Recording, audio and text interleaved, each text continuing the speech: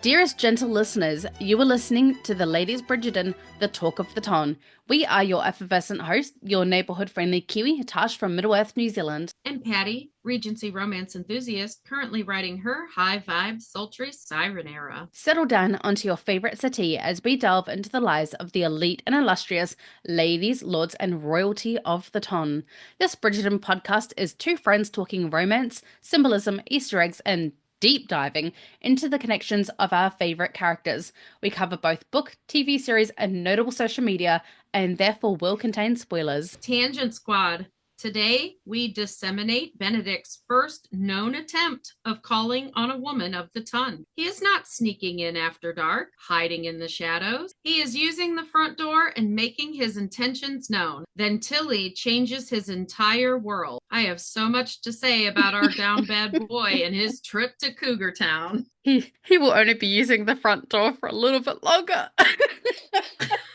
Oh my goodness. You made yourself cough there. Oh, I need to pause. Well, okay, I'm just dying off mic. It's fine. Well, and the reason I said using the front door is because, like with Genevieve, he snuck there after dark. Mm-hmm. And then when Eloise showed up that one day, he was hiding back in her personal quarters, you know, and then told her to lock the door. Like he was sneaking around.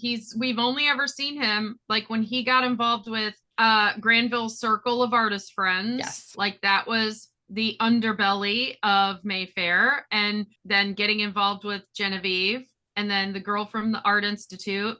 Mm-hmm. All of that was not, those were none of these have been he could bring home. Yes, none of them have been ladies of the ton. Yeah, this is the first time we are actually seeing Benedict go courting, and it just like he's so serious almost, and then she's just like done with it, and you see all the, I mean, we're going to talk about all the bouquets that are there, but like, you know, that's all that happens with her. She's a divorced woman who of some means, obviously, and I would say considerable means, to be honest. Yeah. She's got quite a bit. She's like, this is not what I want. Like, I do not want courted. And he doesn't even know what to do with himself. I'm actually quite surprised by her reaction. I mean, I know it's coming from a place of like, I think she's still emotionally mourning her husband. And it's like, I think she's a little bit of the Lady Danbury who's like, I had my great love of my life. Everything else after this is just sex. I had Lord Ledger. Yeah. That was my love. I will hold on to that forever. And everyone else is just gardening need. Well, and I saw a funny term, on social media, and I don't remember where on social media, but that women who are choosing to remain single, hold on, everybody, it's allergy, cold, and for some reason, the screen that pops up that to show the news popped up, but it was gray. Oh, when it was like all my stuff. But I think you know who it reminds me of. The phrase that I heard on social media, I don't remember where I saw it, was called maintenance men. It was women who want to remain single, but they still want to, you know, get a tune-up every now and again. They find a maintenance man. And that's not meaning that they're patching your walls or fixing your stove. They're maintaining your body and its needs. And I feel like Tilley has been in maintenance mode. Like she's not emotionally available for a new courtship, but she is using men who are willing in the maintenance department. What was the teacher's name? The second teacher in with an E, the female teacher who comes along. Miss Stacy. Miss Stacy, thank you. So it kind of reminds me of Miss Stacy, and I wonder whether it is sort of a little bit like in the realm of Miss Stacy. No. Let me. What I was thinking. Just tainted Miss Stacy. No. What I mean is Miss Stacy, I feel like a big part of her, one, she loved her husband and she can never fathom having another relationship like that. So she's like, well, if I can't have that love's not replaceable. So if I can't have that love, then I want nothing. But I think also part of her inability to move on was I think she felt like her husband was such an outlier when it came to men of the time period, where he allowed her to be intelligent and smart and put all of those values above having to be a woman. Yeah. And Lady Tilley, as we know, also is outside the bounds of society, where she doesn't do things. because of a show book from a show book angle. The Miss Stacy you're referring to is your experience with Anne is Anne with an E. And that Miss Stacy character was written as a woman who had been married but lost her husband. Yes. Whereas Miss Stacy in the books and Miss Stacy in the older version of Anne with Green Gable, done by Sullivan Company or something like that, she is a fully single woman because you could not be a teacher and be married. Yes, because it was a vocation. She had never been married, but she was very feminist, outspoken. Yeah. And she ended up leaving Avonlea and going to work for a women's private school, kind of like a women's college. So I love that. But I love that version of Miss Stacy too, and that's why I said you kind of tainted Miss Stacy, but she didn't have a great love in the book. But I she brought was it back around. I didn't make it about. Yeah. Oh no. And she was so inspiring, and she was able to bring Anne, allow Anne to realize that where Anne is very romantic and, lives in a fantasy world of romance, that finding the right person who allows her to be her and who allows her to be intelligent and challenges her intelligence is just as romantic as, all the grand gestures. Well, and that's what I kind of feel like with Lady Tilley. I feel like she is so used to men acting like men of the ton and not accepting her intelligence, not accepting her as a strong, independent woman. They see a little lady, that's all they see is it's a pretty Bridgerton. And I was thinking about this because we know mostly the women hold the events, right? The women plan the events. We see Kate do it. We've seen Violet do it. We saw Daphne do it. The only time we see a male having done it was at the Hawkins ball or the Innovations ball. Yes. And Hawkins, they were men. I'm sure they're wives, but we don't ever see their wives. No. Well, because the events were all about their, the Innovations Ball was all about Lord Fuller's inventions and things. Lord Hawkins' invention, and Lord Fuller's collection was all about his collection. So those were things that were centered around their interests. Male-centered, yeah. Yeah. And I think, if you think about marriage in the ton, and we know Tilly's marriage was different. She definitely mourned her husband. She said, I've had seasons. She's mourned him for a long time. She wasn't saying that nobody is seeking her out, because again, she has a million bouquets. She's being sought out. That's not what she wants. She knows he was a diamond in the rough. Yes. He was a man who he enjoyed her intelligence and her directness. Yes. And her wanting to learn. And she was probably indulged. Yes. And people took her seriously when she was married. But the instant she became a widow, all she was back on the marriage mark to most men, and they quit taking her seriously. And that's why she soapboxes, I think. I think she wants to be Lady D.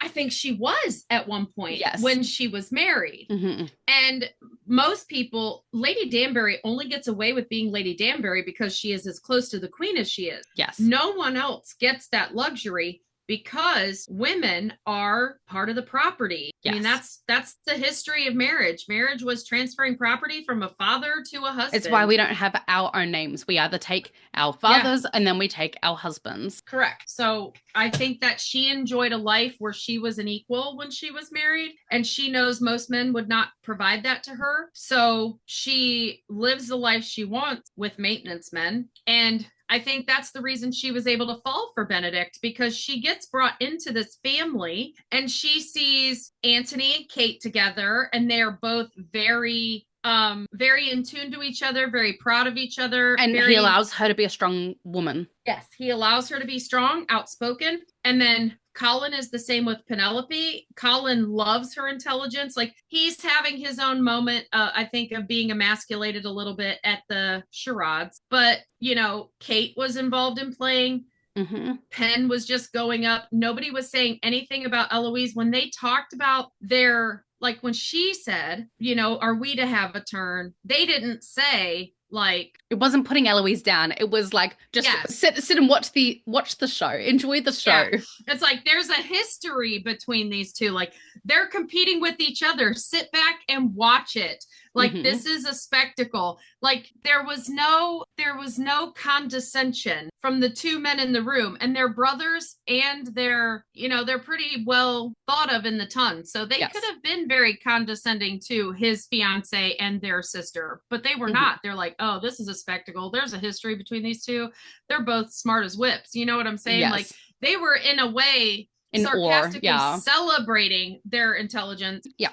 And Lady Tilley caught on to that. And I think that's what helped her open up to be able to have feelings for Benedict, because she knew she would be safe in a relationship with him to be who she is and be celebrated for it instead of it be squashed. Yes. So, as you may have picked up, this episode is going to be solely centric around Benedict and Lady Tilley, because we want to really deep dive into their relationship before the pool of it all. And also, this episode had a lot going on in it. And as we have noticed in other episodes, there is a lot of Greek mythology hiding in plain sight. So, without further ado, there's actually so much in this scene that points to it was going to be Antony or Benedict season next. Yes. But it got overshadowed by all of the passage of time using sex scenes later, I think. Yes. Yeah. Now we must make haste into today's episode. Do, do, do, do, do, do, do.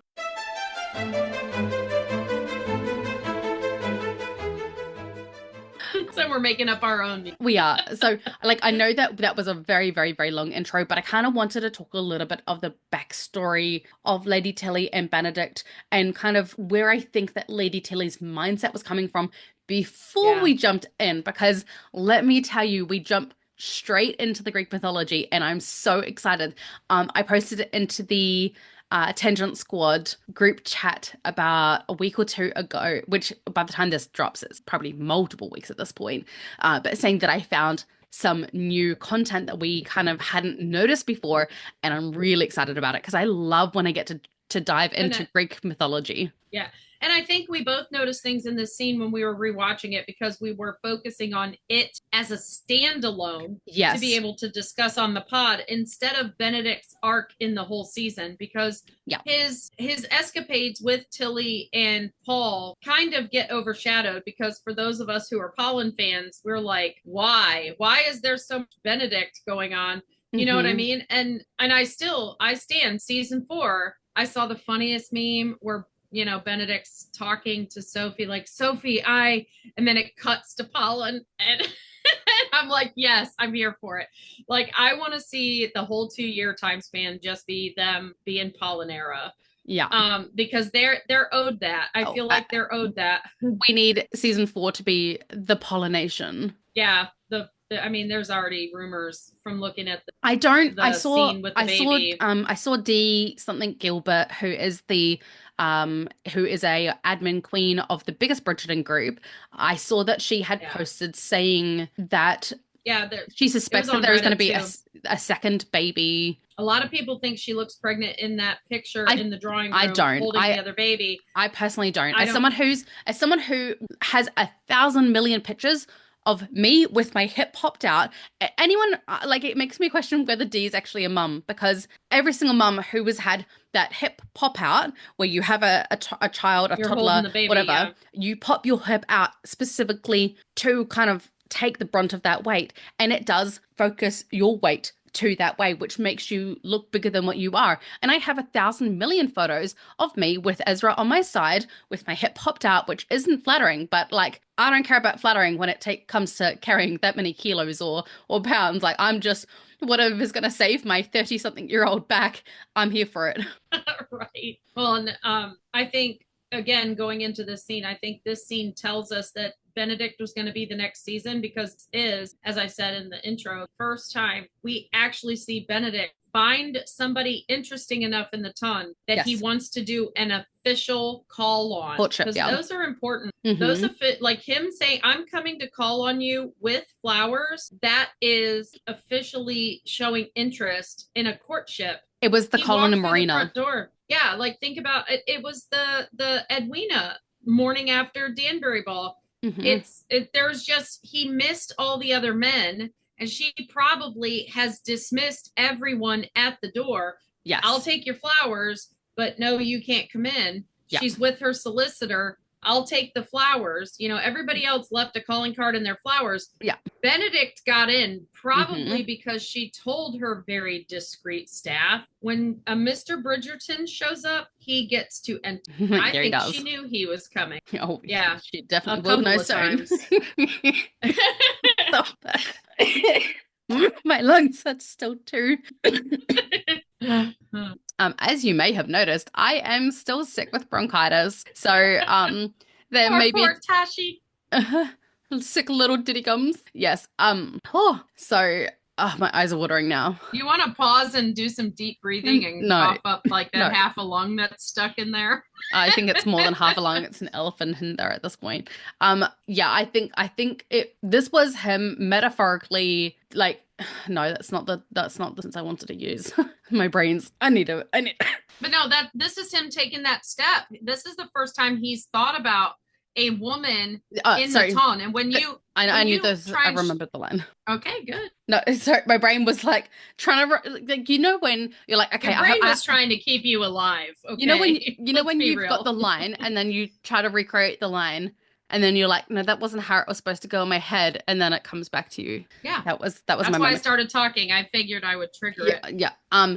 He was metaphorically throwing his hat in the race. This was his sign that, hey, I'm willing to court you. Not necessarily marry, not necessarily we're gonna have a happily ever after, but that was him saying, I find you interesting enough that this is the first time I want to see where this goes in a formal capacity within the realms of the Mm-hmm. Ton. And I think like Yes. obviously he was certainly not opposed to going outside the rules of the Ton and sleeping with her and whatnot, but I think he was more than He willing was because attempting to follow the rules. yes, and then when she wasn't, he was like, well, if you insist. But he wasn't.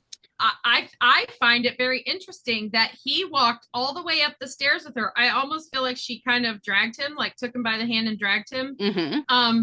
Because he did not drop that bouquet until she kissed him in the bedroom. Yeah. And then the bouquet dropped. Like, he still was all intents and purposes, he was there with the intent to courtship, and that Yes. he was going to follow the rules of the ton, and he was going to show up at the front door, and he was going to tell her he was courting her. He was setting his intention. They were going to sit together and have a chat with a chaperone. And she was so sarcastic, like, I do not want to be called upon. There's stuff that happens between them being downstairs and them being in the bedroom, yet he still has that bouquet in his hand.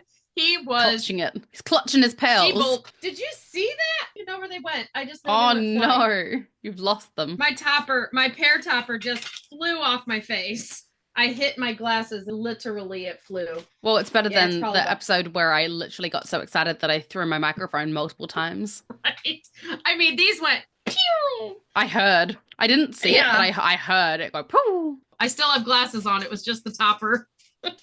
But yeah, there's stuff that happens between then and then. So I think he was just very shocked. We see that she has other men calling on her. That's all of those bouquets. They're all different.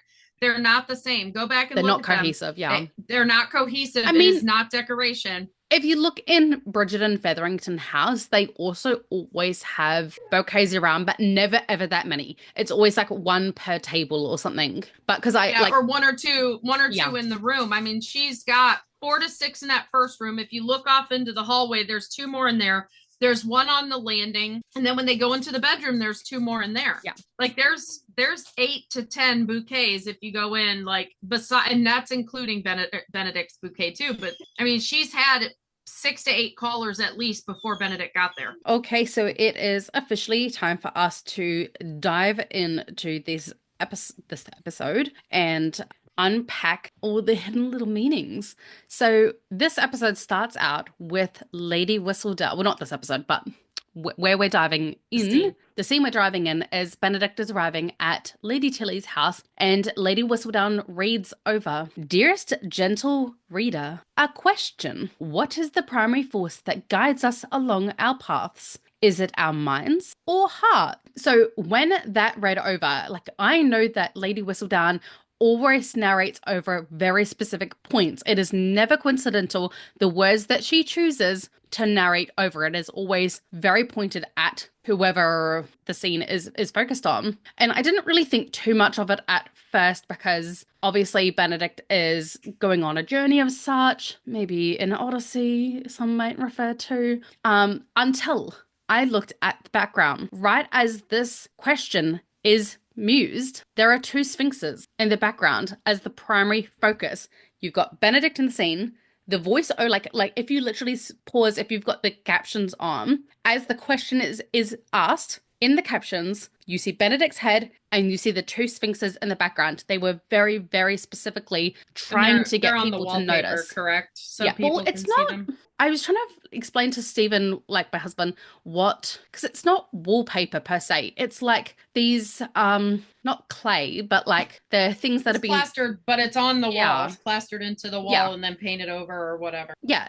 It's almost like you put a picture frame, but it's built into the wall. I don't, anyway, I know how to Well, like, and they describe it. used to decorate back then with plaster, and they would carve, like, let the plaster kind of harden, not all the way, but they'd carve into it and carve Yes. things with plaster. So I took it like that, rather than being like it's not flat like wallpaper, but it's on the wall itself. You're not looking for a statue like in every other scene where we've noticed things. It's been an actual statue Well, normally. and you These know are what? on the wall. You know what I found really interesting though is, and I'm literally only just thinking this out as I'm reading my notes. There are two sphinxes. So Mm-hmm. before I get into that part, Lady Tilley, Paul. Mm-hmm. So for those who are unaware of or just don't have a deep knowledge of Greek mythology, yes, the Sphinx also comes from Egyptian, Roman, Greek. There's a whole range of sphinxes, but we're going to focus on more so Greek mythology as that is, I think, where they've been leading us most of this season. So there are two sphinxes in the background as the primary focus. The sphinx is known to be a gatekeeper who asks a tricky question in order to deem who is worthy. But the moral of a sphinx is that the answer that we seek often lies within, which is very pointed at Benedict because he is constantly searching elsewhere, searching for external forces to make him feel something when Mm-hmm. actually the answers lie within him. So, Well, because he's seeking outside of himself because he yes. doesn't want to deal with what is inside of him. He doesn't want to deal with the grief over his father. He doesn't want to deal with anything that's any kind of negative emotion. He kind of runs from it. He wants fun, fantasy, Yes.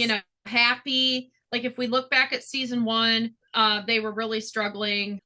His mother was trying to keep him around, and he's like, "No, if you're acting like that, I'm out of here." Basically, like Mhm. I'm not being a part of this. He left that opera early. Like if something is not serving him, suiting him in a fully positive, fanciful, happy-go-lucky way, he's out.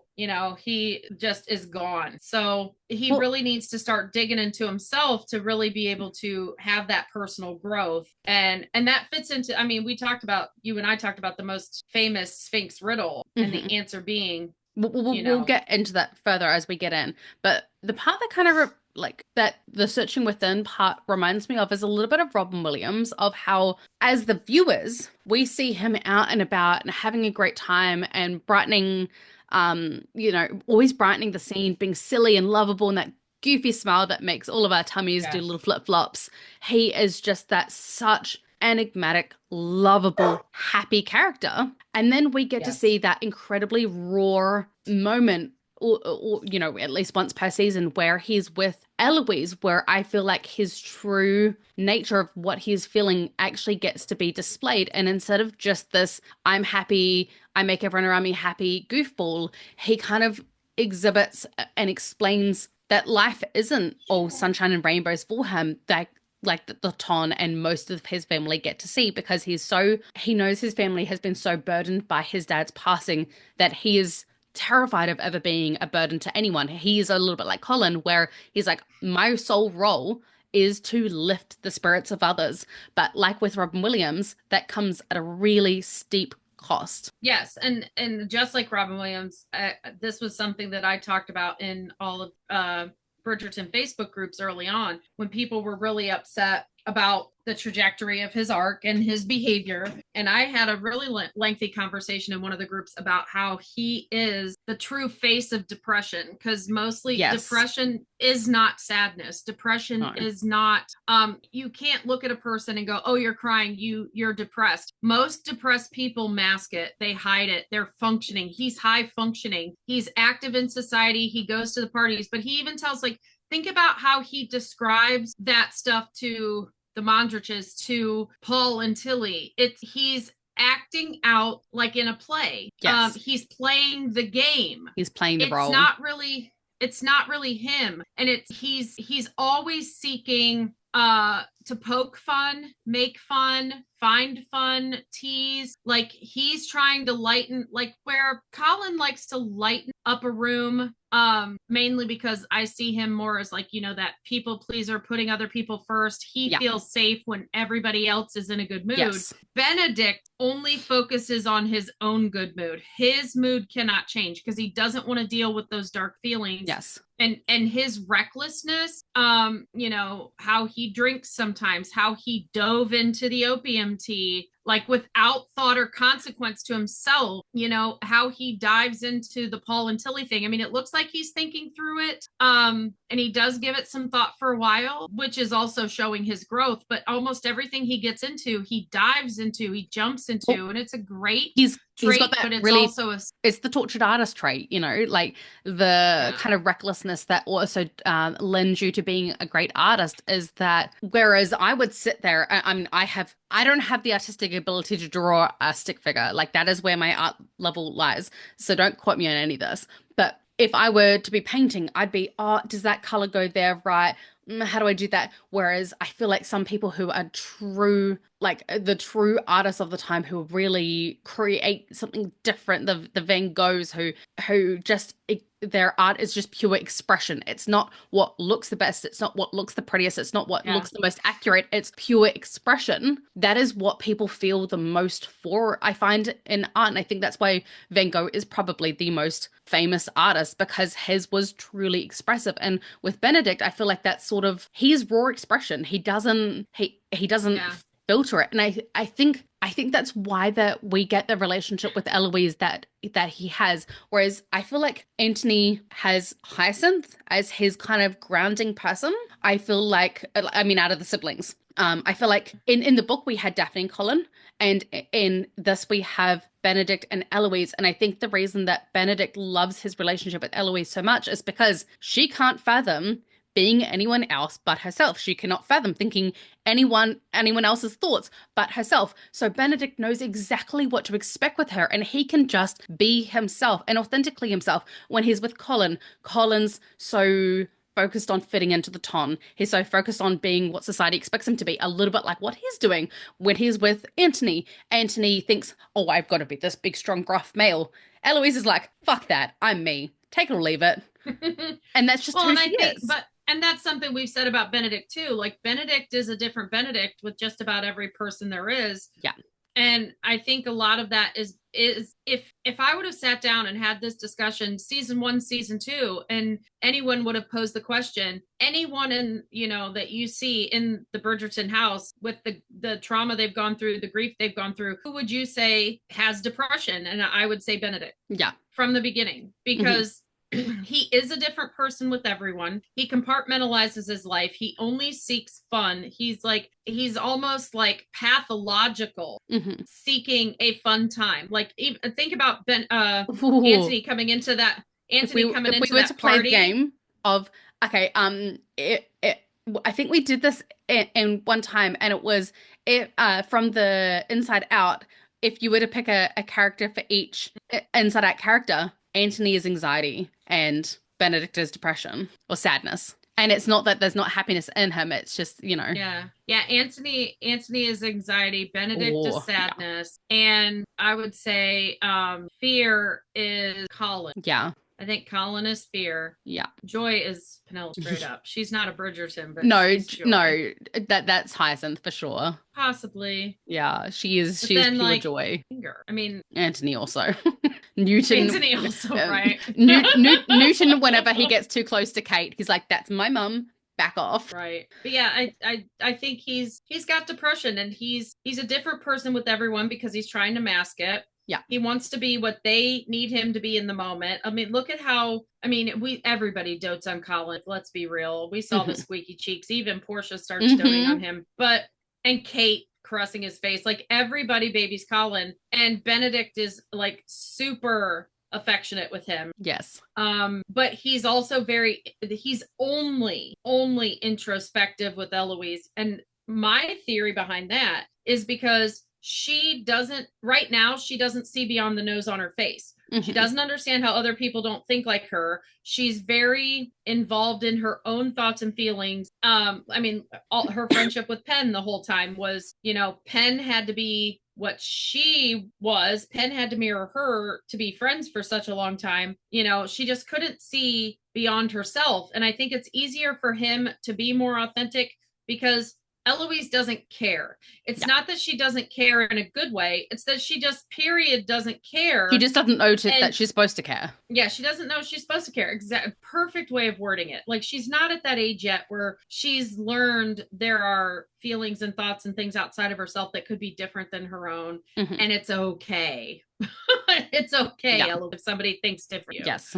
But yeah, I see him very much as depression. And I think he even surprised himself. Like, when he comes in and we have this question posed about this journey for this human being, and she asked him what he's doing there. Although I feel like he was expected, because it's obvious he was the only one let in besides Alyssa. When he states what he's there for, he is lacking confidence. Yeah. Like, he's not even sure, is that what he's there for? Yeah. Like, he's like, I'm hurting you. Yes. Like, he asked it as a question. Yes. Yeah. So yeah, if we dive back into the Sphinx, and kind of unpack a little bit more about it. The Sphinx is a mythological creature with the body of a lion, the head of a man, and wings of an eagle.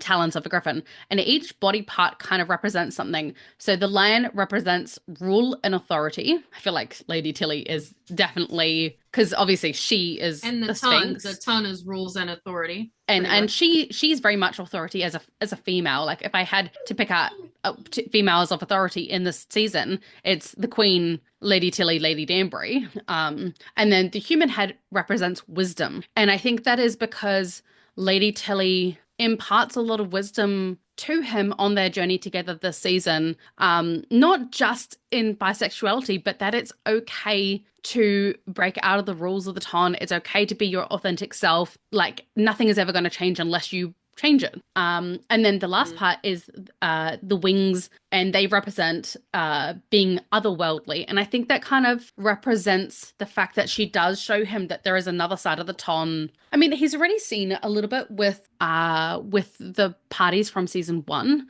but I think she really exposes him in a whole new way. A whole new world. Well, she exposes them in a whole new way because it's private and it's discreet. Whereas those parties, there were tons of people. Yeah. You never know who you were going to run into. I mean, look at what happened to him at the ball when Lord Granville introduces him to his wife. And who is that? You know what I mean? Like, he couldn't really open himself up to that, because he can't bring scandal on the family. Well, and the Sphinx is also a symbol of death, because one of the most famous Greek stories in which the Sphinx is kind of written about in Greek history is Oedipus. And Oedipus goes on this huge journey to find himself. And granted, it's because he was put up for adoption, and so he was searching out his parents. But I think the metaphor is more that he was trying to find himself and his place in society and where he fit, which is very much what he is doing in the season. And Oedipus goes up to the Sphinx and is, posed with this question. And if he gets the question wrong, he dies. And I feel like that is kind of really symbolic of his relationship with Lady Tilley. If he gets the question wrong, he dies, but it's not him that's dying. It's kind of a part of him. Like, if he were to settle, I think he could have had a fine relationship with Lady Tilley, same as Anthony with Sienna. It was never going to be the relationship that they end up with. Like, obviously, every relationship is different, and it's not to say that one is necessarily better or worse, but some people come into our lives and they fit the way that they are supposed to, and they make us be the kind of people that we want us to be. I don't think Sienna ever made Anthony be the kind of person that he wanted to be, and actually, absolutely quite the opposite. She allowed him to be all the worst parts of himself and encouraged them, whereas Kate very much encourages the best in him, for him to take care of himself, for him to be, a solid leader, for him to have his vulnerable moments. They complement each other. And and for I him think to ask for help. like we never see Lady Tilley being we never see Benedict being raw and vulnerable with her like he is with Eloise. And I think that is going to be the difference as viewers, how we will know, hey, these two people are meant to be, because we will see him actually showing that vulnerability that he only ever allows Eloise to see. Well, and he only shows Eloise because she doesn't she's seeing. Yeah. She doesn't know what she's looking for. You know what I mean? Very, So, yeah. but and I think that because like in the Oedipus myth, and there's the one other myth where the Sphinx, but the question that the Sphinx asks more than one story is, what starts out on 4 legs and is on 2 legs in the afternoon, 3 legs in the evening, and Oedipus ends up getting it right. Oh, no, ends in 4 legs at the end. Starts on 2. That's 4 in the morning, 2 in the afternoon, and 3 in the evening. And then ends again at 4, because that's not the one I read. Well, it's the one it's supposed to be. So, because it's why do they end on 4? Somebody who's dead is laying down. But that was the point. So the thing ends. So it's you start on 4. You're crawling on all 4s, and then you go to 2 in the afternoon as an adult. You're an adult. 3 is when you get older and you're on a cane. You've got a cane, and then the last bit was you go back to being 4 when you are elderly and can no longer hold yourself up with the cane, and you are lying down to die. You're lying down. There's no legs. No, I know, but that was the thing, is like you revert back to being a baby, essentially. Like in your last stages, you revert back to what you started as, being incapable and weak. Well, yeah, I mean, I know, like, I have things about reverting back to baby, but yeah, like, when we both went and read read up on Sphinx thing, all the stories I've ever read was ended 4. End with 3. You're not telling me what to the last 5.5 seconds. Do you want to talk about okay, so did you want to talk about the candles? Oh, how there seems to be 3 everywhere, except under the Sphinx that has 4. Yeah, well, and that's because they wanted you to see it. I think there's 4 there because they want you to see it. But in Tilley's house, just about because the way these old houses created lighting when they needed it was they would light candles in front of a mirror, because the mirror reflects light. The light. Yeah, and that's a theme for the season. The mirror reflects light, people. But I think that we can kind of guess and see how much money that a household has by how many candles are in front of the mirror. And granted, okay, people, if you want to ruin my fantasy and everything, these are locations that they scouted out. And who knows if these candles just weren't there? Who knows? I actually but they scouted out a specific house for a specific person for a reason. And Lady Tilley's house has 3 candles. Lady Danbury's house has 3 candles. Most of Bridgerton house has 3 candles. Except but when you look at in the promo photos that we just got with the chair, and then the candelabras on each side had 13 on each side. Very interesting. Yes, but that was for the ball, and they were expecting the queen. So I think the 13, like, there was so many candles because that's where the queen was going to be. Yeah. I'm talking like every day. Like we're seeing Tilley and Benedict talk in a room. Guests aren't coming. There's 3. We see Danbury talking to Lord Anderson. There's 3. Yeah. We see a rando Bridgerton drawing room scene. There's 3.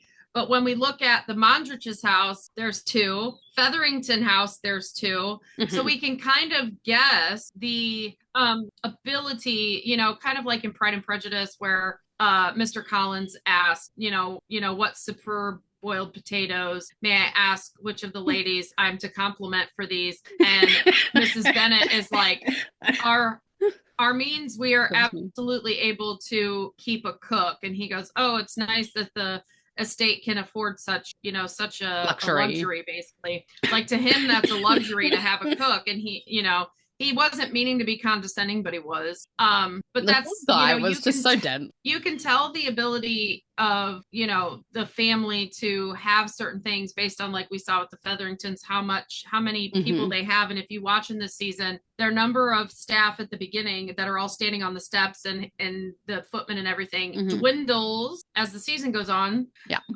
Because, we know it's not great with money. Yeah. Excuse me. But I think that that's important too, noticing, like, you as, the regular person out there should be able to tell, like, the means that a person has to keep their home and how their finances are based on, things like candles, because candles were not cheap. They had to be made. I know that purchase them, and those taper candles were expensive. I'm trying to think of what I'm trying to think of what book I read. I know it's like a not historic book, like, but a period piece, and like they were talking about, oh, we need 100 pounds. This is just an exaggeration, but I'm just 100 pounds for our candle budget for this year, and we don't have that much to allot for candles. Each of us is going to have to go down to, only going to bed without a candle, not being able to read books before bed because it's burning up too many candles. And that was like actually a big thing. Like candles weren't, you can't just head down to your Walmart and go pick up 5 candles for $4. No, they had to be made. Back then. Yeah. They had to be made, and it was actually quite like a skill to make them. And they weren't. And to make the taper candles takes a long time, because you dip the wick and you have to let that wax harden, and then you dip it again, and that takes out, like, it could take days depending on how tall the candle is, and they didn't have machinery to do it. No. So how many candles they are using for something tells you the kind of money that they have. Yes. And I think that's probably important for us to notice with the Bridgerton Masquerade, that they're using so many candles too. Because if you notice, like in season 3, a lot of the nighttime things, it wasn't really a lot of candles lighting things, but torches, which are less expensive. Yeah, honestly. So we see all the candles there set for the queen. Like, they put out a great expense because they knew the queen was coming, or believed that. Yes. So wherever you see a lot of candles means there's opulence, there's money, there's affluence, because, like, for sure. Because keep in mind that, say, back then, your house was your house, and you weren't having to pay rent or a mortgage on it, most of the time. This was something that was passed down to you for generation after generation. So having a big, wealthy house doesn't necessarily mean that you have any wealth. So the ability the money to run it. So this is one thing that was like a very obvious display of current wealth, is how many candles I can afford to have lit so I can see my way around my own house, because it's such a throwaway expense. Like, to have rooms lit that you're not using, that would only be there to help your staff, essentially, to be able to get around the house comfortably. So, like, if you were burning a lot of candles in a lot of rooms, you are wealthy. You have money to waste, essentially. Okay, so my last bit that I kind of had about the Sphinx is, for me personally, I felt like it is kind of there as a nod to season 4, because Benedict is going to have to uncover the riddle that is Sophie and the Lady in Silver, as Sophie the Maid and the Lady in Silver, because obviously he is, for those who have read the book, he was really, really struggling to allow himself 100% of his heart to Sophie the Maid, because he was still holding on to the fantasy of the Lady in Silver. And this is that statement of the Sphinx, the answers are from within. Like, she is both, if you just open your eyes enough to see it. I think that's kind of what this riddle might be kind of pushing us to. I don't know if that's a stretch. I think it's also, and I see the journey that you're going on there. And I also add that it is definitely looking within for himself as well, because in season 1, he kind of rejected that, alternative lifestyle, like really trying to understand it and everything, because it was so outside of his experience and what he knew to be socially acceptable. And then we see by season 3, he's very bored with society. He's very bored with the rules. He's very bored. Like, he feels rejected by the alternative society, having, left the art school. But he's discontent with society, and meeting Lady Tilley, he gets a closer, more intimate, experience with that sort of lifestyle and everything that's a little forbidden. He likes the forbidden, but he knows that he can't maintain his standing, or the family standing could be hurt, whatever. And he plays that, both sides, like he's walking a tightrope between trying to keep aloft in the ton, but also experience these forbidden things for, people ton, really. Mm-hmm. And when he finds Sophie and her being, he's more open to a love like that because of his experience he's had. Mm-hmm. But he's going to end up warring with Benedict the socialite. Yes. And Benedict the man. Well, I think that's when we're going to get that, I was going to say jousting, that's not the right word, fencing scene with Colin. Yes, I think with what Colin just went through with his life, with his wife being Lady Whistledown, it's going to afford him plenty of experience for being able to have a much more wise conversation than we saw in the books. And the book conversation was great, but now there's going to be like real life experience behind it. Well, I love that they have, I'm pretty sure I know that we were probably supposed to mention this at the start of this episode and I didn't, but it doesn't really matter. We're here now. Is the week that we are recording this comes out like 36 hours after they have just done the Bridgerton season 4 Summer of Love. Season of Love. Season of Love, sorry. I was like, it's not summer there, it's winter. Season of Love. It's summer here. That's my brain. Bridgerton Valentine's Day event. And one of the big reveals of what we're going to get from season 4 was not so much of a reveal, but a very sneaky clue. And it was kites. Now, if you look at the photo of the Penwood women, to 3 women, if however you want to put it, Araminta, Posey, and Rosamond, it is almost an exact posture and placement of them in the scene in that photo as from Ever After, which her name is Rosamond also, isn't it? What's Ever After's? Yeah, I think so. I'm pretty sure it's Rosamond. Rosamond. Ever After with Drew Barrymore is one of my favorite movies. It's just such an incredible, yes. It is timeless. Marguerite. She looks like a Rosamond, though. Yeah. Marguerite. She could play Rosamond. She could play Rosamond. But yeah, so the photos are nearly like scene for scene. The 3 of them standing there in scene is done almost exactly the same posture. So I think that was very purposefully chosen. And when they say the kite scene, I wonder whether we're going to get the kite scene from Ever After or something. Like, obviously they won't do it exactly, but I think we will get something similar. I think my theory was that they filmed the epilogue first, kind of like they did with 3. Yeah. And it's going to be Benedict and Sophie and Kid at my cottage, playing with kites, and maybe Benedict painted them, like it was a craft they did with their art kids. I wonder whether it's more so going to be like one of those moments of like pure connection between them, like out flying. I don't know how it would play out, but like, I don't really know. Can I take a brief intermittence? I'm just going to pause. Okay.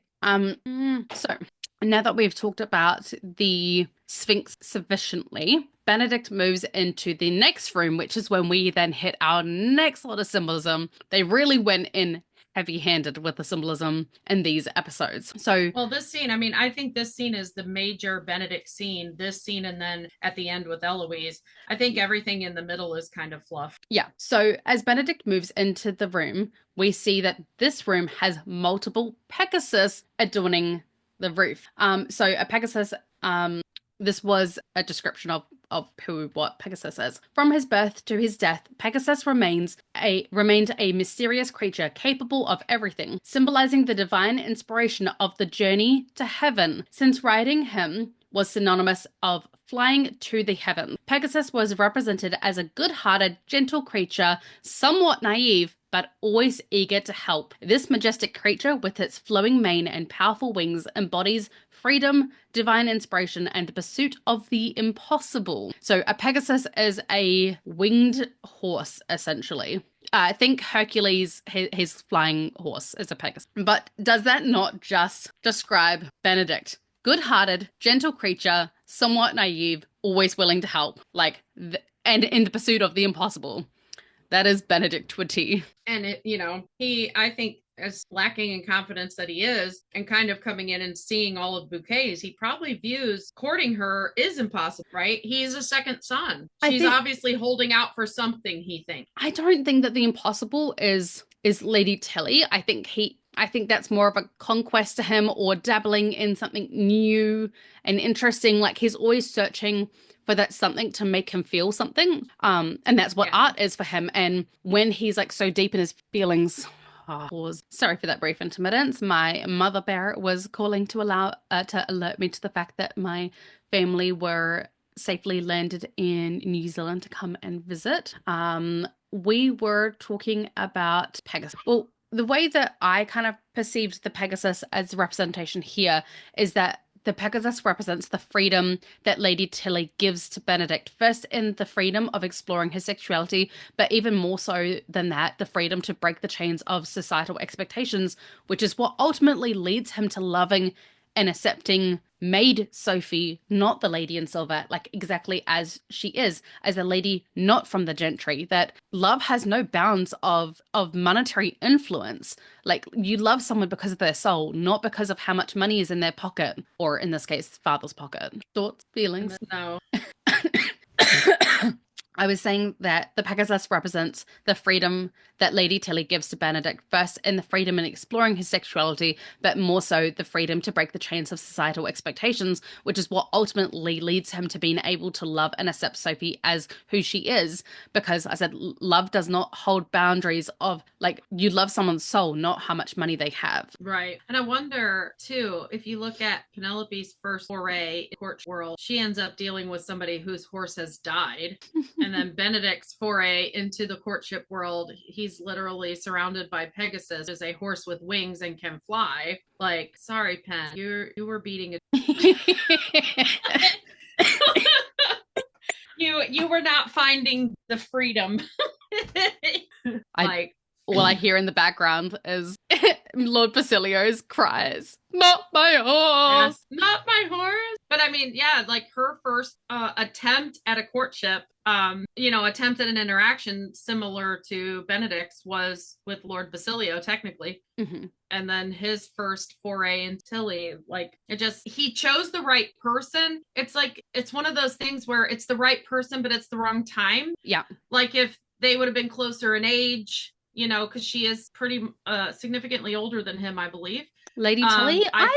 I see her as late 30s, and he's late 20s, almost 30. I thought he was about 30 at this point, because if Antony was 33. No, Antony was 30 when he got married, so he'd be like, in the books anyways, he'd be like 31 or whatever now. So Antony is going on 30. Like in season 4, the beginning of season 4, he'll be 30. Like going at 29 or 30. Antony and series 29 when 31 in season 3, which means that at this point Benedict would be 2 at the masquerade. Yeah, so Benedict would have been 30, 29 to 30. Because I think there's only like a year between each kid, a year or two. Those two. Yes. But then there's 5 years, 5 to 6. Actually, if they're having, that's even more of an age gap between Colin and Benedict. I'm pretty sure Colin is only 23, 24. So there's 6 or 7 years.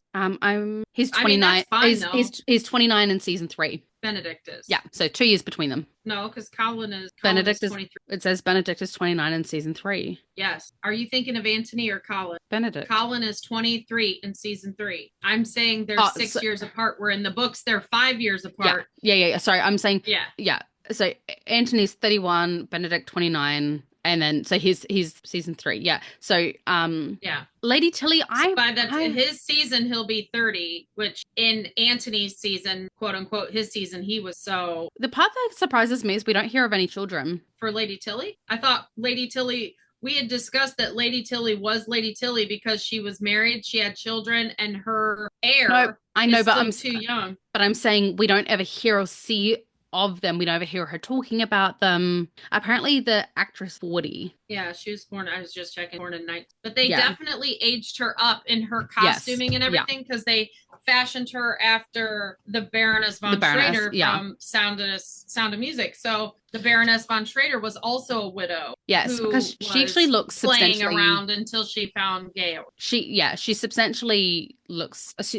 Sorry, the actress who plays Lady Tilly Arnold looks substantially younger in real life than she does there. And it's not because she Yes. looks old in the series. She looks regal and elegant and powerful and everything, but because they made her look I think harsher. they made her physically look older than Benedict. I think Yes. it's kind of like an older, sort of like, you know, Colin talking about the Contessa. You get the idea that the Contessa is Yes. um And just if Benedict were to have had a love affair with her, I think Benedict is the kind of guy that would raise someone else's children and love them just as equally, like be that fun uncle type for them. If they're a bit older, he'd be that fun uncle type. right. But I think he'd What want I his find own. interesting is Benedict's relationship with Tilly didn't even register on Violet's radar. And Violet has a way of Yes. letting you know when something is not for you. And Yes. that's why I believe that Tilly was right person, wrong Well, time. I think she had the right vibe. I think she was good for Benedict. yeah. I mean, not everybody knows how good in the Bridgerton family, but you know, aside from that, she still helped him see that a woman doesn't have to be what the ton says a woman has to be. And he found her interesting, and that was okay. But she was just the timing wasn't right. So this was the right person, but the wrong timing. Yeah, if she had been, And in her mid-20s or something, it may have played out differently. And I found it quite interesting that we never get if there an was more time, interaction. because he knew for her there wasn't, like, she was wanting something now and he wanted to wait. And he never really said no in his rejection. He never said no. He never denied his feelings. He never denied that there was something between them. He simply said, you opened me up to this world and I'm not ready to leave it yet. She's the one who then nipped it in the bud. She's like, you've shown me that it's possible to feel this way again. She Yes. wants to continue feeling this way. Yes. So she's going to seek someone else. So in the end, still, like, it's almost she rejected. He didn't. He just said, wait for me, in a way. Like, he said he's not ready right now. Well, And that's how a I lot think of it was more that relationships he wanted. end. I think he wanted it. I've had one that ended. I mean, I've had one that ended that way. I think he wanted to something continue it to be now. open, and she wanted to shut it. She wanted exclusivity. Yeah, and he didn't. She wanted an actual courtship that was going to lead to marriage. He did not. So, it's one of those things of one person's ready, the other person isn't. And in the end, it's not really a rejection. It's just that the two of you are not on the same path at that time. Yeah, at right? the same time. I'm going to 1 second, because now it's my dog being the butt. Sorry about that. My dog has an internal clock and 1000% knows that it is currently 4:37 p.m. And she says, I know that I'm not supposed to eat until 5 p.m., but 23 minutes, Mum, it's close enough. I don't Please, think you're going to be done at 5 o'clock, Mom. Please, sir, may I have some more? Please, sir, may I have some at all? My little Oliver. Can I have it early? Please, Mom. Speaking of Lady Tilley, when Benedict enters into this room, not only do we see the Pegasus, but also we see a portrait whom I presume one moment. A portrait of who I presume to be Lady Tilley's husband. Benedict looks it almost looks like he's standing under a portrait of himself. Like, they both very tall, handsome, dark hair. Like, I thought it was quite interesting to see that portrait there. Yeah. And I think that they were kind of saying to us, like, I think that's why Lady Tilley might have had, like, a softness for him as well, not just because of his willingness to hear her, hear her thoughts and opinions and value her mind, but I think she also had that softness. Reminded. Yeah, sort of how we suspect that the Queen might have that same softness towards Benedict because of his affinity. Farmer George, yeah. So I thought it was quite interesting that you have, this portrait and then Benedict standing below, like, I am the second coming of your husband. Right. Don't even. I cannot start another coughing fit. You're the one who talked about coming. I don't. Di's like, oh no, Tasha's at it again. But no, I was thinking of like, we've had the Sphinx, we've got the Pegasus, and like what? Now we're gonna get the four horsemen of the apocalypse because it's the second coming. You are terrible, terrible, Yeah, terrible. her second act is the doppelganger of her first act. Like, Yes. do you have a type, Lady Tilley? Yes, I believe. Well, isn't that funny? Because I'm a romance reader, and like romance reader, the trope has always been tall, dark, and handsome. So if someone were to ask me in my early 20s, what's your type? I would say tall, dark, and handsome. If you look at the men that I have dated in my life, it has always been almost exclusively blonde men. I've always been tall, nerdy, and I think they were all handsome. And they all had, in my opinion, very unusual coloring to their eyes. Like even, blue eyes, but an interesting shade. Well, you know what the funny thing is? Around. I cannot tell you what color Steven's eyes are. They are no distinct color. I think at the core, they usually call that hazel. Well, yeah, it's a form of hazel. I would say had a boyfriend who had hazel, but some days it was more green and some days it was brown. Well, they're green at their core, but then sometimes they're a blue gray. So he's a real. Oh, now we stop one barking and then the next start. Yeah, I think the Pegasus is a really interesting representation for the relationship. Well, and honestly, he's in that room, and the Pegasus, with the wings, he's about to ascend, right? Yeah.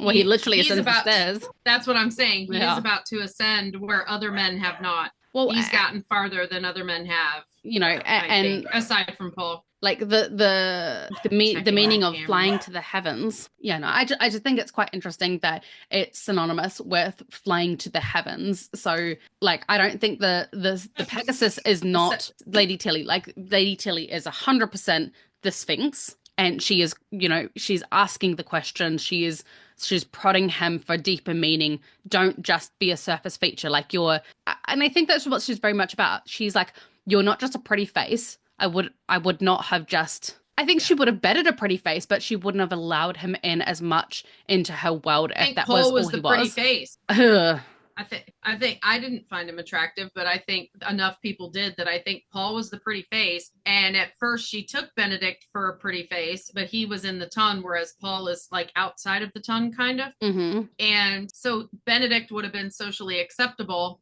and handsome, but as they continued, she really came to care for him, got to know him, and Benedict's awesome. And I truly see the Pegasus as he's about to ascend into the heavens. Like he's about to experience something he's never experienced before. Yeah.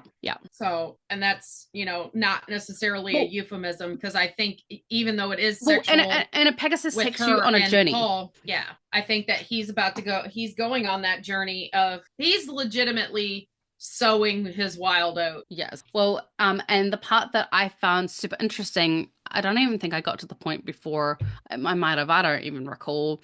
But when we were talking about what we found out from the Bridgerton live event the other day, was one of the things that Luke Thompson says is they say, Benedict goes on a real journey this year. And he says, yes, some may even compare it to the Odyssey, which we have talked about, we talked about this whole thing about Colin, going on the Odyssey, but I could very much see that same journey for Luke. And I don't know whether this is something that he finds interesting, so he specifically referenced it, or whether they are playing it into. Well, I think and it would be interesting to find if any of the writers are back from season 3, because the writer that wrote that kind of made it seem like Debling was Odysseus, and where we think it's really Colin is the true Odysseus. They probably had an affinity for that story, and if you think about it, like Colin really is just the man goes on a journey and comes back after a long time, and that love was there.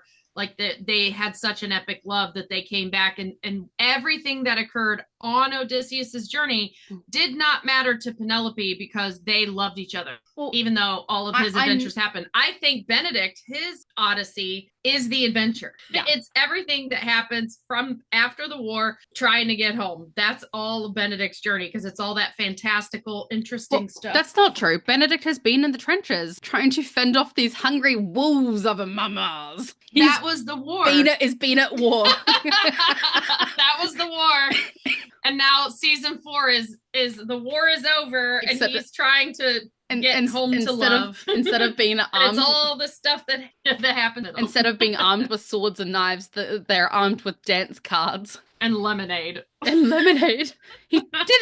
She didn't drink the lemonade. Oh, interesting fun fact. I am, well, but I am the Broadway fan of my family, and my nephew. I was at a baby shower today for my other nephew, and my one nephew came up to talk to me and asked me if I'd ever heard of Epic. And I had not yet. And he had found it. It's kind of a workshop. Well, he found it on YouTube randomly. Yeah, he was actually considering reading the Odyssey again. He had read it in school, and so he was looking stuff up on YouTube, and he found it. I think he just sent me the whole musical is on YouTube. It's called Epic. It's about the Odyssey, and he loves it. And he's like, "You're the only person I know that would talk to me about it." He's like, "Will you watch it? Because I want to talk about it." And so that is going to be what I watch when I'm on the plane. Tyler. Oh, cute. Tyler just came and stayed with you. Chase is the one who recently. No, that was Josh. I have Let's finish up this episode by talking about a solicitor. Talking about that lawyer. Talking about that lawyer. Who will not look her in the eye. He has his eyes down like she is a queen. Like, I can't look her in the eye. Like, he's treating her like a subservient person would treat a man. Well, like, I think he is so confounded to be spoken to and treated this way by a female. It's like he's probably pretty used to arrogance and egotistical and bossy natures from the male gentry, but this is probably his first experience dealing with a female of the ton. Because as I said in Nicholas and Poppy, I know her name. Nicholas, and it's not going to come to me right now. But anyway, she's the one who deals with the lawyer, and like they're like, we don't really want to be doing this. Like we don't deal with women. We deal with men only. Only men know how to make rational decisions. Women are emotional creatures. Right, and I understand that, but I feel like, he legitimately never made eye contact with her, and that is something that like a man. Like, Colin could not make eye contact with Debling unless Debling addressed him. Yes. Because Debling had the higher title. And I feel that he was showing deference to her, and it was a form of respect, but it was a little exaggerated, like being sarcastic in a way, because it was to a woman. Yes. Because to me, it looked like he was just looking at her chest. Like, I almost took him as another one of her suitors kind of thing. But it really, like, he wants to look up. You see him a couple of times want to look at her, but he looks up without moving his head. And I do think he's trying to show her respect, but he's not liking it for sure. But I do see it as a sign of respect, and she commands respect. She's like not a woman who seeks it. Well, she commands. If we look at like cinematography is really important, and angles, lighting, all of those things are really important. She is standing above the solicitor, and she is talking down to him. Like, she is very much belittling him. Well, even if they were on the same footing, she was still talking down to him. But but I think almost didn't need the visual for that, but the visual just added to it. Yeah, like I remember doing and it put it up high, it elevated it so that when Benedict walked in, it almost made it even more dramatic because she was so far above him. Right. She's like, we're seeing how Benedict views her, like he sees her up on high. And I think that plays into the whole Pegasus symbolism. Like, he sees her as so far above him because she's so sure of herself and she knows what she wants. And she's completely authentic in who she is in a world where she's not supposed to be that way. She openly chooses to be that way, and everyone else be damned. Yes. And that's what Benedict wants to be. And so he's got her way up on a pedestal. Yes. And he views her like he's so far down in the room. She's way up on those stairs. And she's talking Well, down to the and solicitor, and I think that plays into us seeing how Benedict views her. yeah, well, I think she was being an absolute boss bitch. And then the part Oh, that true. made me chuckle so much is that she then asks Benedict if he is also there to overcharge her. And I'm like, is she insinuating that she is paying him for his services? Services, And then he right? does like the most awkward laugh before telling her that he has come to call upon her, like as in like, I'm just I'm just a green boy. Hi. Like he's really unsure of himself, and I think he knew the exact insinuation that she was making. Are you going to overcharge me for your services? Like he's Yeah. there to call upon her, and she is like, you are only here to service me. That is your job here. Like she made it explicitly clear from the get-go. Are you here to overcharge me as well? Hmm. I mean, if you think about, like, have you ever seen Breakfast in Yes, yes, I said Okay, so you understand like what being a kept person is. Like yes, Sienna was a kept yes, yes. person, like Kept. kind of like being a mistress. And I think that's where we get like that's how Show Benedict plays into asking someone to be his mistress, because she in essence was saying like He he is was her there mistress. to take on the role of being her Yes.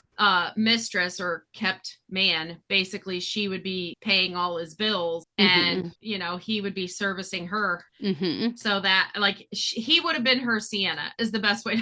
Like she Yes. was like, And are I you mean, here to be my Sienna? And he's like, no, I'm calling on you. And she's I like, I don't don't want to be called upon, I don't meaning think it I was want as you to be common. my Sienna. I don't think it was as common, but I do think it happened. Like, in the very rare instances where we had the Lady Danburys who, running their own Mm-hmm. estates and things like that. I think it's not common, but it does happen. But a woman has to have obviously her own money outside of like if she has a son Yeah, that takes over, it could that only can. it could only happen like, or like sometimes, well, we'll say like in the Duke and Daphne's case, Hmm. the Duke did not want her dowry, so Yes. Antony could entail the dowry onto Daphne to spend as she saw fit as an allowance. So Yes. if their marriage wouldn't have worked out, Daphne could have had it's not a mistress, but whatever they call it when it's a kept man. Hmm. She could have had one. You She know could what? have gotten. I think Benedict would be fine with calling him a mistress.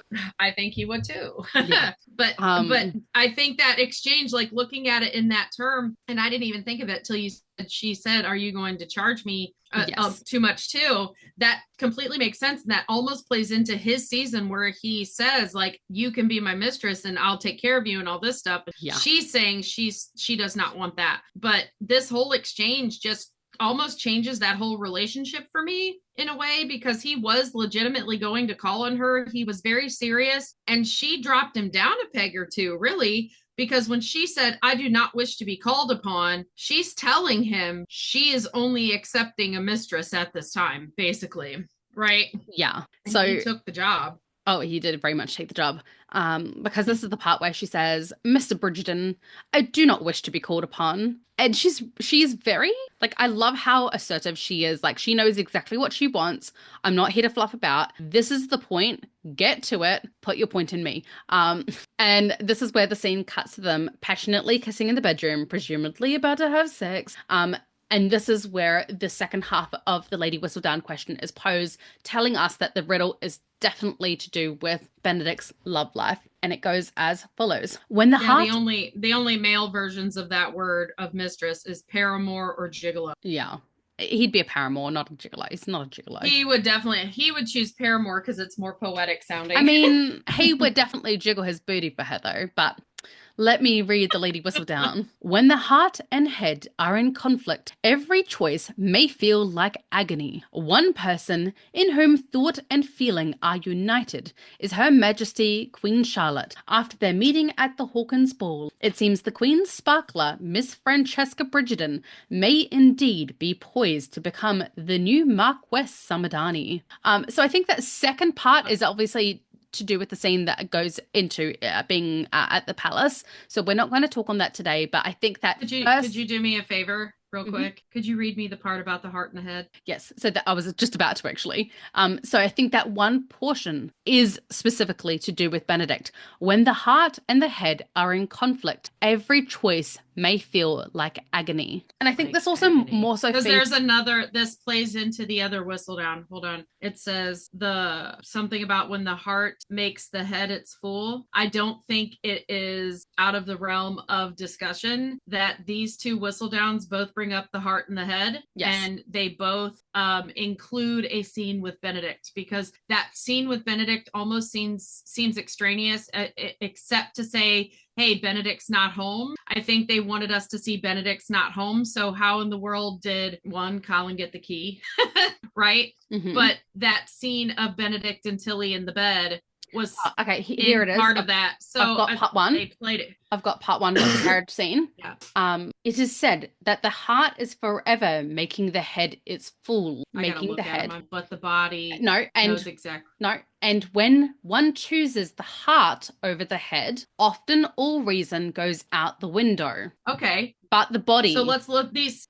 I know. We don't even need the body part, because look at when then, the heart and head and are in then conflict, every choice may feel like agony. And the second one is when the heart is forever making the head its fool.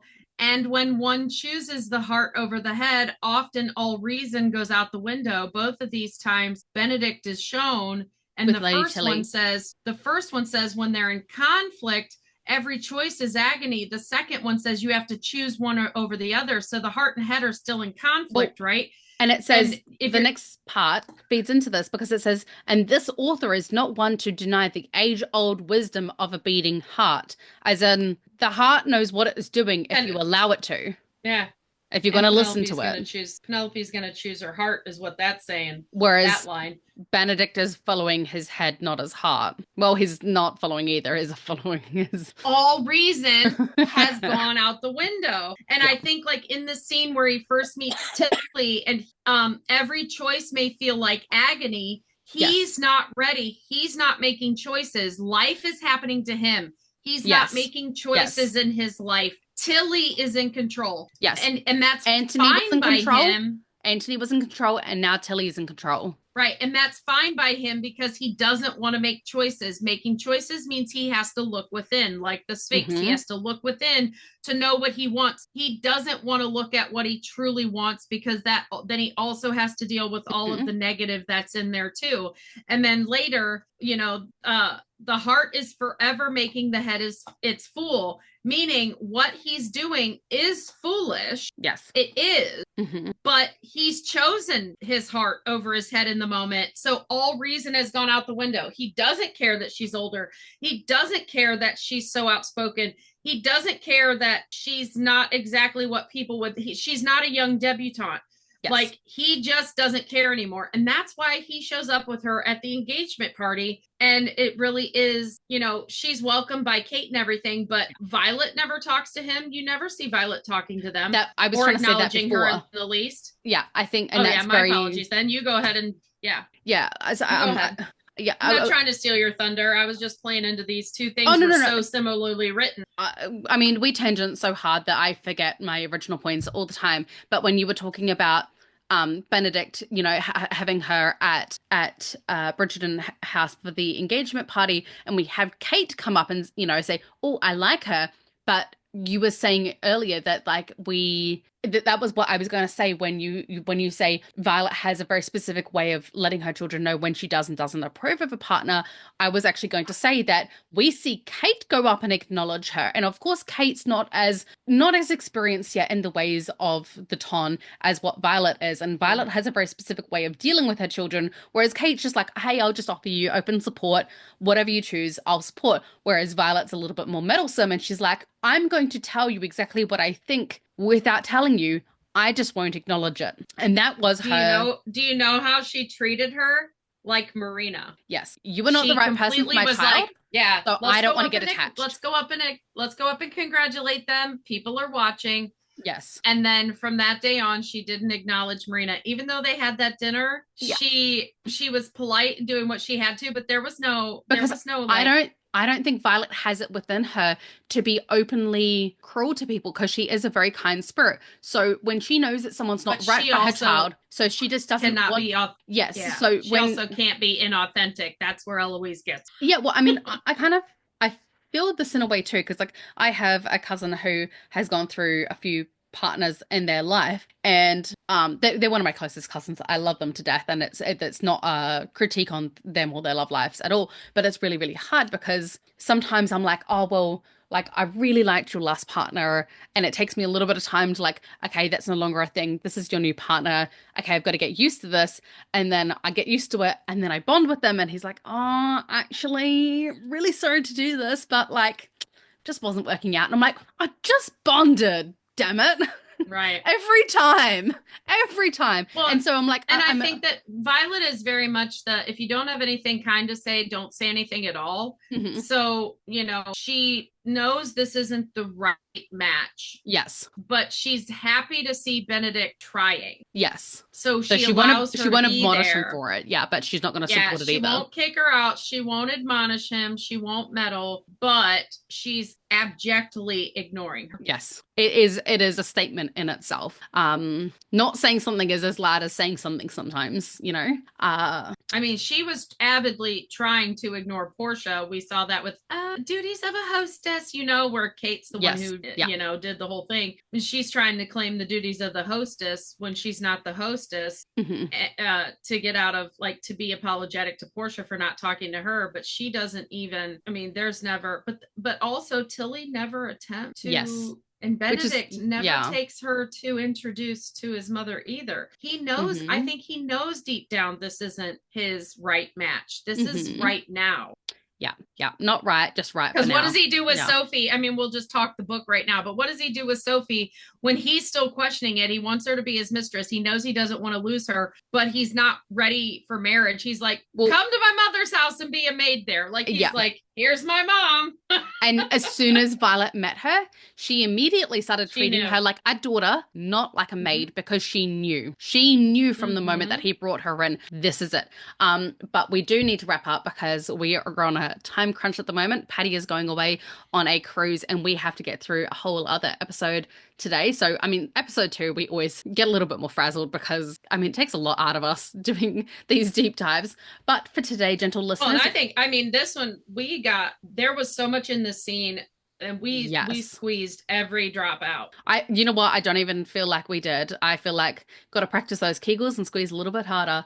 For today, gentle listeners, we will leave it there and continue on next week's episode. If you have anything in particular you would like us to cover or any Bridgerton knowledge you would like to share, please head to our Facebook page, The Ladies Bridgerton. And if you're enjoying our podcast, please remember to click follow on Spotify, Apple, or wherever you are listening. Additionally, we are now over on YouTube where we are trying to upload weekly exclusive content that isn't on Spotify. So if you would like any extra little tidbits, please head over to our YouTube page and remember to click follow over there. It really helps us with the algorithm to put us on other Bridgerton, other Bridgerton fans. So we can grow our Bridgerton hive mind. We're wanting to find more Bridgerton. I mean, I need more Bridgerton right now. We need more with everything going on in the world. I need more Bridgerton. We need more soldier bees once again. Yeah. I just need more Bridgerton in my life. So I need more people listening to the musings of two mad women. Yours truly, Tosh the Still Dying, Lady Patty.